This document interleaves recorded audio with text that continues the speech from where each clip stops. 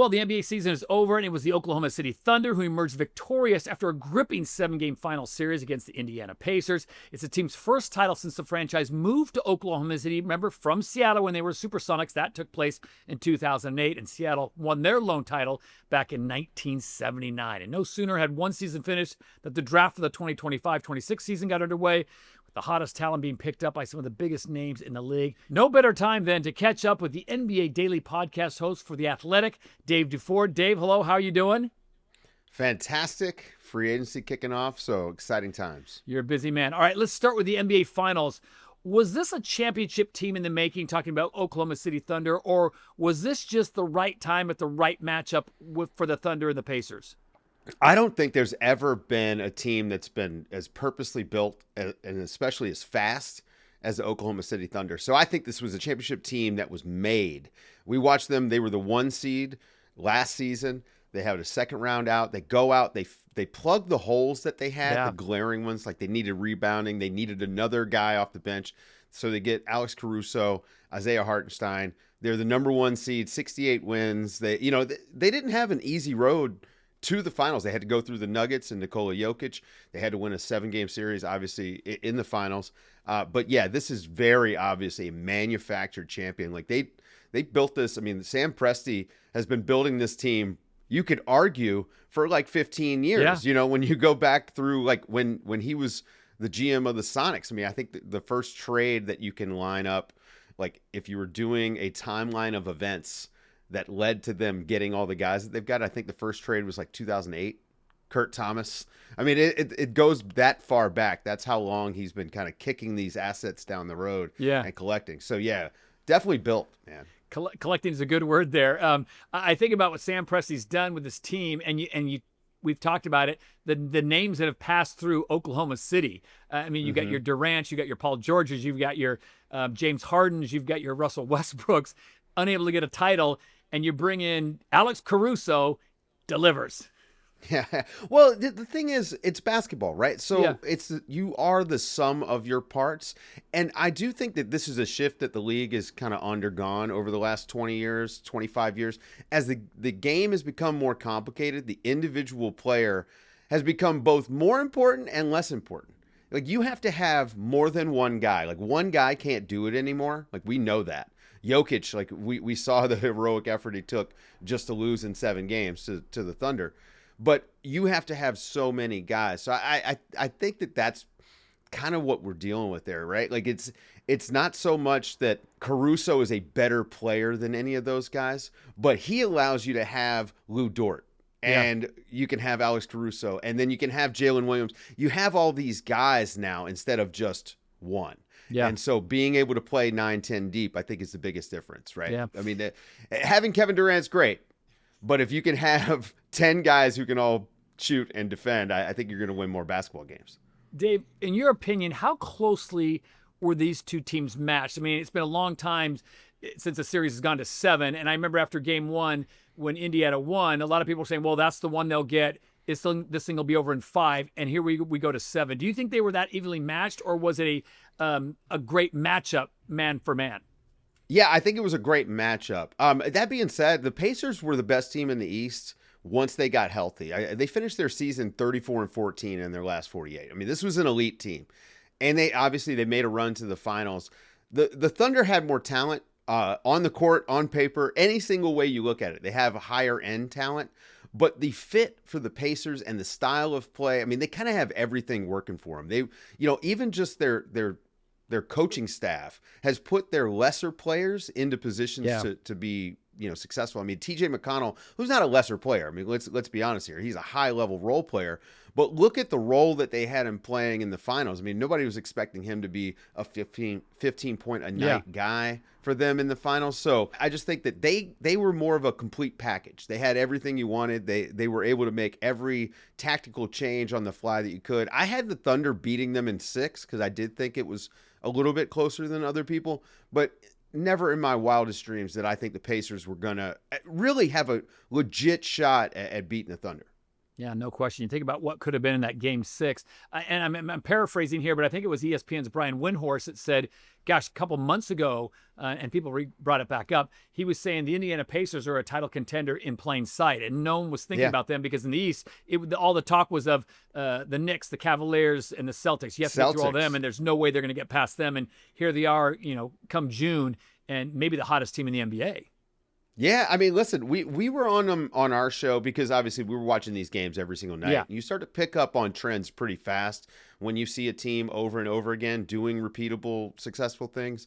And when they got Andrew Nembhard back and then Aaron Nesmith, their defense just jumped to another level. We saw that the previous season in the playoffs. The reason they got to the conference finals, they just are able to apply ball pressure for 94 feet. And that's so unique in the NBA. It's more of a college style of defense that they play like oftentimes. So I think when you're able to do those sorts of things, you set yourself up for success. You keep yourself in a lot of games. These guys are playing, the Pacers in particular, I feel like they have this high motor team. Like every single person it just looks like they're always running hard, except for Tyrese Haliburton, who looks like he's picking his spots in between all these guys running hard. It's really it's a beautiful style of basketball that they play.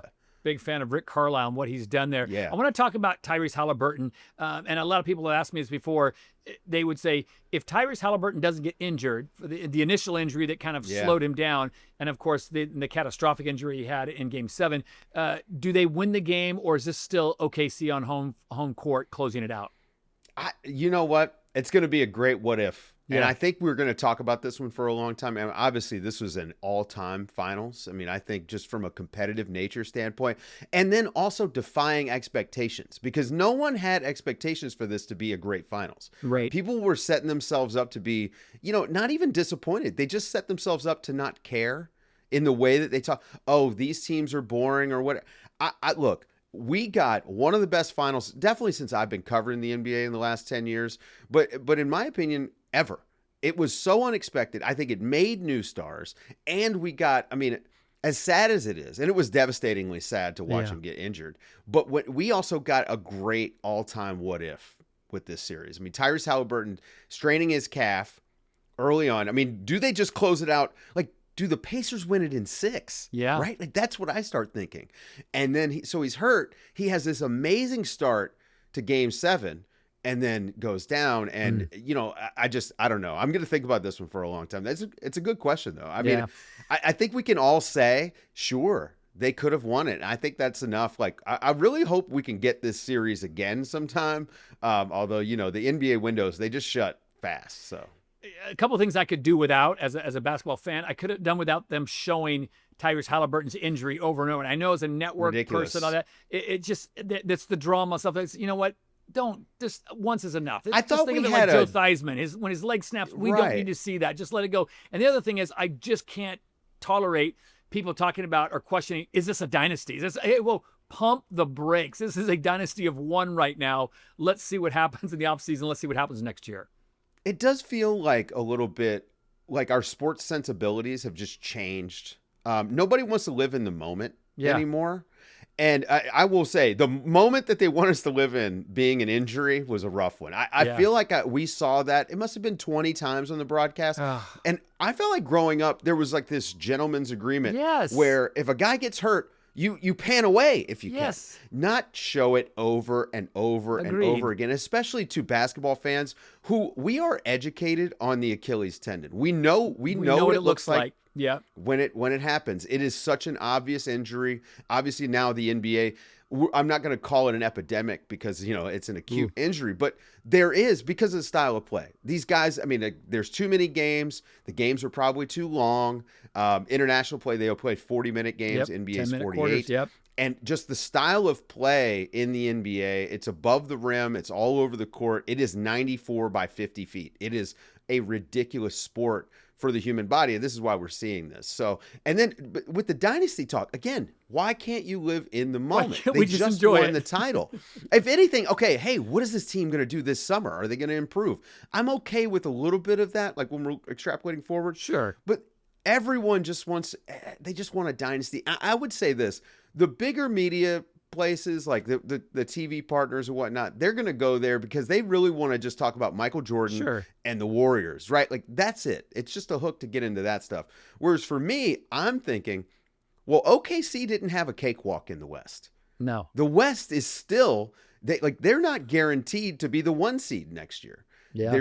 They weren't guaranteed this finals run. I don't think that this is a done deal for them winning, another title, much less 3, which is what we always think with a dynasty. Right. So I do think it's early for all of that stuff. I mean, are they going to win the West next year?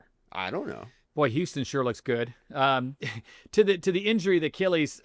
Someone said this is the equivalent of baseball's Tommy John. It's the new thing. It's so explosive the way these guys are playing. And you bring up a good point. Yeah. It's above the rim. It's such snap quick. I think back to the injury when Kobe Bryant ruptured his Achilles, and not comparing him to Tyrese Haliburton in any way. Sure. But I think Kobe at that point in his career knew what that meant. And I remember him being calmly, and he got up, and remember, he went to the line with that and shot that. And Tyrese Haliburton was on the ground, and I think he knew what was ahead of him. And I think that was the reaction he had, that visceral reaction of, I know it's ahead of me, and I'm going to probably miss a whole year, yada, yada. And to your point, you made a great comment a second ago about living in the moment. And there's a great photo, if anyone wants to Google this, when LeBron got the scoring title. And everyone in the crowd has got their phone up and doing this. And there's a person on the front row with no phone out with his arms crossed sitting on the front row. You know who that person was? Phil Knight was at the game, and he's just like this. He's like, I'm taking it all in. I'm living in the moment. So good on you for bringing that up. It's sports, right? Like, it's supposed to be fun. Yes. And to me, there's a little bit of like, I want to wallow in that fun. You know, I give me game 8 of the NBA Finals, right? That series was so fun. I actually missed that series. Oh, that'd be awesome. I just think that, part of my job is I sell hope. I sell joy a little bit. And I wish that other people kind of thought about it the same way. It would be a little bit more fun than just, hey, well, how does Shai Gilgeous-Alexander compare to Michael Jordan? Oh, I mean, favorably. It's cool. It's a cool conversation to have. But, man, they just won a title. Can we talk about I know networks have to fill time and fill pages on page, and I get all that, but you're right. I'm with you on that. We're lucky to do what we do, right? Exactly. Then we don't have to waste time with this. And now watch me jumping ahead to the future, the NBA draft, which followed right on the heels of that amazing 7-game series. Cooper Flagg, he was always going to be the prohibitive favorite to go number 1, and he does. He goes to Dallas, but there was some great action after him. I mean, the first 3 picks seemed like they were pretty much locked in, and then I think the big surprise was when Utah takes Ace Bailey at 5, and all of a sudden Utah, as you look at their body of work in the draft through 2 rounds, they look fantastic of the pieces they picked up. Yeah, I mean, listen, if the Ace Bailey thing works out, there's been a lot of hand-wringing about, did he show up to Utah or whatever. I'm assuming he's going to play, right? Like the NBA, it kind of works that way. I don't know what they're doing overall. I mean, they make a trade with Colin Sexton where they actually had to attach a 2nd-round pick to move his contract for Yusuf Nurkic, he was the worst NBA big man in the league last year. He was the worst statistically. He was the most detrimental to his team when he was on the court. So I don't know what's happening there. I'm sure that there's more stuff to come. But you draft for talent, right? Take the best player available, especially if you're a bad team. And Ace Bailey was the best guy available. Danny Ainge not being scared to take him, I think, is in line with what we've seen with Danny Ainge as an executive in his career. And you try to make it work. But the other thing is, like, the NBA is a business. If it doesn't work, fine. They'll move him. I mean, he's still a valuable trade asset no matter what. That's the thing about this draft, I think, for Utah, is that they got a few guys that have value. And they haven't had that on their roster. You look at their team, we were trying to make fake trades when Giannis said he was available. Yes. We were saying, what if Utah was like, we have a bunch of picks. And then you go and look at their players and it's like, who on that roster do you want? Yeah. Lauri Markkanen is pretty much the only player that's going to contribute to winning.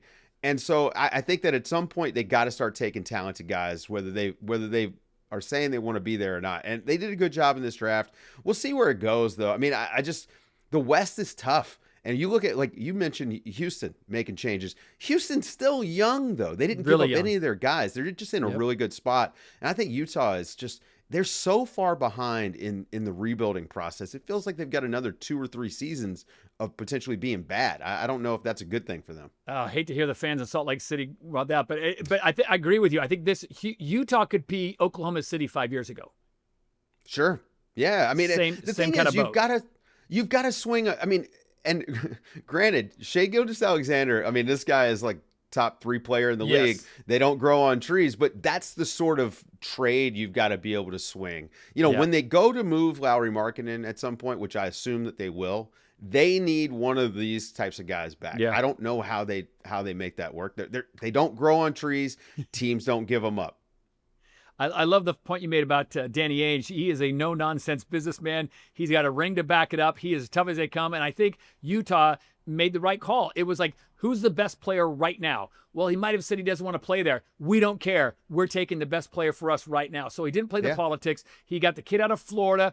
The Tanji kid they got out of Wisconsin, too. I know I'm on a bit of a Utah rant here, but I just think they got some real value in this draft. Yeah, I mean, I love the point guard from Florida. What was his last name? It's Clarkson Jr., I think. I watched him in the tournament. I mean, this guy, like, you talk about what you want in an NBA guard. I mean, again, can you get your own shot off? I mean, there's a lot of concerns about him being a smaller guard. Right. But he could get his shot off against D1 talent. I'm assuming he can do it in the NBA. And he can really shoot it, which is the most important thing, to be able to shoot off the dribble like that. And they haven't had that in Utah. They haven't had a young guy who can score. None of these guys that they've brought in have shown that they've been able to, create a look for themselves, much less for other people. So we'll see what happens. I mean, it would be better for them to be, fun and bad than just bad, right? And I think that getting some talented players is going to help them be fun. Rapid fire question for you. Give me the 2 teams, let's say outside of Utah, we've already talked about the 2 teams that did well in the draft, and maybe 1 or 2 teams that, like, what were you thinking? Oh, well, the Brooklyn Nets, number one, they drafted 5 guys, and I don't know what they're doing with any of them. I could go on for a few days on who messed up in the draft. The New Orleans Pelicans, again, they trade up inexplicably. They give away what is likely to be a lottery pick in next year's draft to move up 10 spots to get someone who was going to be available for them in that pick. Probably. And you give up CJ McCollum, who's a great locker room guy and a leader. Yeah, and you did that to bring in Jordan Poole. It makes it seem like you're going one way, and then you make win now trades. I mean, in the draft, it just doesn't make any sense because guys that you draft are not typically win now players. And so, we'll see what happens. I like Fears for them. I mean, he slides right into a need, but I don't think you draft based on need, and you can't fall in love with guys and just move up to get. I mean, unless you have this amazing track record, which the folks down in New Orleans, the new folks, Joe Dumars and Troy Weaver, have not got a. Well, they tanked the Detroit Pistons so badly that they missed the playoffs until this past year for a decade. I mean, they did that. They laid the groundwork for the Pistons to be one of the worst teams they got Cade in professional sports. It's true. It worked out. Yes, that was the vision, right? Yeah. I mean, it's funny. But yes, it is not going well for the Pelicans. I think the Suns are not doing a great job right now. But the Spurs did really well. I like both of the guys that the Spurs got in the first round. I think they fit perfectly into what they're trying to do. The Spurs are going to have an amazing defense. And these young guys are going to be a big part of it. Help me understand what my Portland Trailblazers did, taking Coward, who I was like, this kid out of Washington State, he's fantastic, and then trading him away. So basically, the way that the NBA does these trades, it makes it seem like they like Portland's drafting Coward. The truth is that trade was already agreed to. So basically they're making the selection, but it's fake. I mean, this is why you see guys, there is no photo from Luka Dončić's draft year with him in a Mavs hat. He's wearing a Hawks hat. Yeah. And which is silly. I mean, this is something that has come up every single year. Kind of done, right. Yeah. But it's confusing also. Think about being a casual fan of the NBA. You tune in. Oh, hey, this is my guy. I loved him in college. Oh, he got drafted by Portland. Cool. I'm gonna follow his career. And then you go to tune in. It's like, what? He's in Memphis. Yeah, it's a little bit of a weird thing. My guys in Portland were losing their mind for about 45 seconds. We got this Coward. He's gonna transition. I'm like, guys, I don't burst your bubble, but he's not coming to Portland. Yeah. I mean, I actually think the guy that everyone is probably the most excited in Portland is Yang Hansen, out of China. And I will say, when it comes to feel, that guy has some feel. Like he can hoop, he can shoot. He's a good passer. I don't know if he's going to be able to physically do it in the NBA. Yeah. He's kind of got high hips. I don't know how strong he is. But he's young. Let's see what happens. He just turned 20. He just turned 20, but I think he needs a couple years and a lot of voodoo donuts and put some bulk on that frame, because I just don't think we've seen it before. You can't be that size and live outside the 3-point line. I mean, Portland's got if Ayton leaves, they've got 2 centers already to go, but someone's got to rebound. Someone's got to guard the paint. Yeah, and I think, maybe there's a world in which he and Klingon are playing together. I mean, we might see some weird stuff, but it feels like a reach. But Mike Schmitz, who's in the front office up there, he used to be a part of Draft Express. I mean, the guy, like, from talent evaluator standpoint, he's one of the best. I've watched some film. Oddly enough, I had seen film before the draft process on Young Hansen, just through some international work that I do. And I mean, he can play. I mean, he knows how to play. It's just when you get to the NBA, it's almost a different sport than the rest of the world. And I don't think he's ever played against the athletes no one has. Once you get to the NBA, that's a different level of athlete. So, just the strength difference, the playing above the rim aspect of the NBA, I think those sorts of things. It's one thing to hit a wide open shot when it's a 6'4" guard closing out on you. It's a whole nother thing when it's Kevin Durant and he's got like a 7'8" wingspan.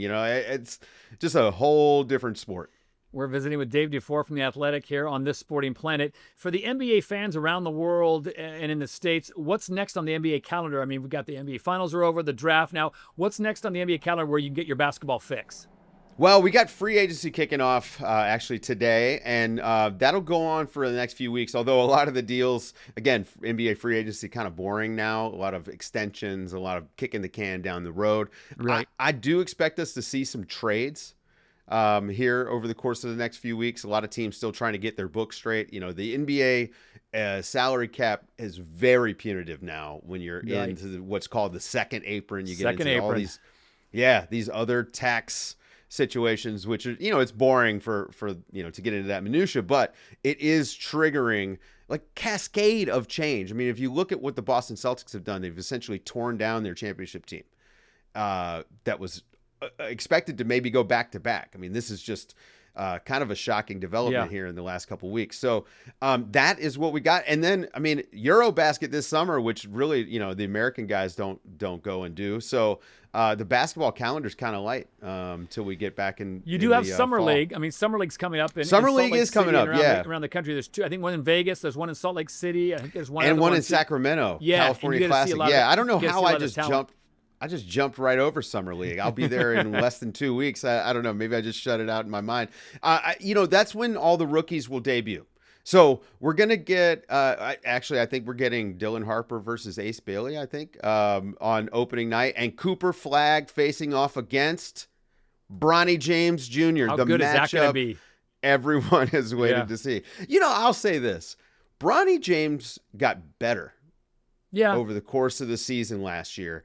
And I'll tell you, Todd, if people will pay attention, I think he's going to become a decent NBA player. For international fans, we're entering free agency, and you talked about that. For those who don't know, explain it to me for the folks there. What does that mean, free agency, and what does it mean for the teams? Yeah. So it's a little bit different than like what you would get in like an international transfer market, for instance. Right. Whereas an NBA player, when their contract expires, they're free to negotiate with any other team on a new deal. But the way that the current collective bargaining agreement's set up, which is the rules in which these contracts exist for the league, it has incentivized teams to offer extensions to existing players versus players going out and finding new contracts. They're getting paid more money by staying put.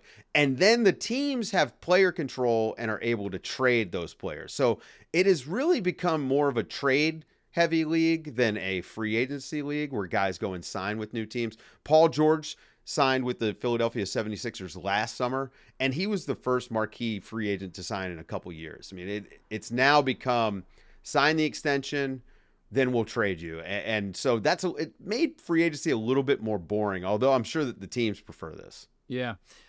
Get a couple of quick questions and we'll get you out of here. LeBron James, what can you say about the guy that hasn't already been said? He's now in his 23rd year. He's opted in. He's gonna stay with the Lakers. What do you realistically see him doing next year? And is this just a slow baton handoff to Luka Dončić and his team? LeBron was excellent last season. I think he's an all NBA level player still, which is amazing to say at his age. And a lot of that was because a lot of people missed time, but he was excellent, especially defensively. I thought, there was a stretch where the Lakers went on this nice run before they got Luka with Anthony Davis out. And it was all because LeBron James at 40 years old was playing some of the best defense he had played in a decade. So expectations for him, I think he's probably still going to be pretty good.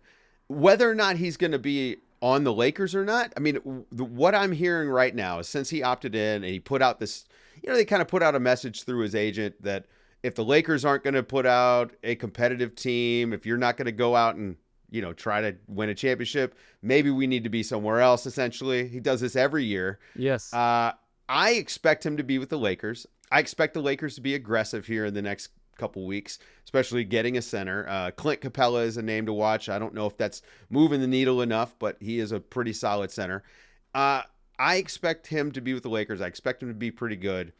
If it's not working out, maybe you get a midseason trade. The problem is when you have a contract as big as his, you just mentioned it, $52.6 million he's going to get paid for this year, and he has a no trade clause. So you can't just send him anywhere. So you can't salary dump him to a bad team. Right. He has to approve where you go. It's also LeBron James. You don't want to send him somewhere bad. Right. There's only a handful of teams that could even trade for him. So I expect him to be on the Lakers. I expect him to have a good season.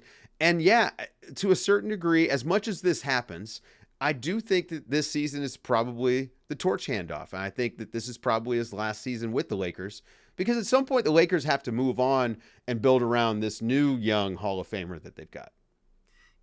Dave DuFour from The Athletic, where all things basketball, so I'm going to make you work a little bit hard on this one. Let's talk about the WNBA. A couple of teams now have been added to the expansion list. We already had Toronto and Portland coming in, but now you've got teams like Philadelphia joining the fray as well, Cleveland.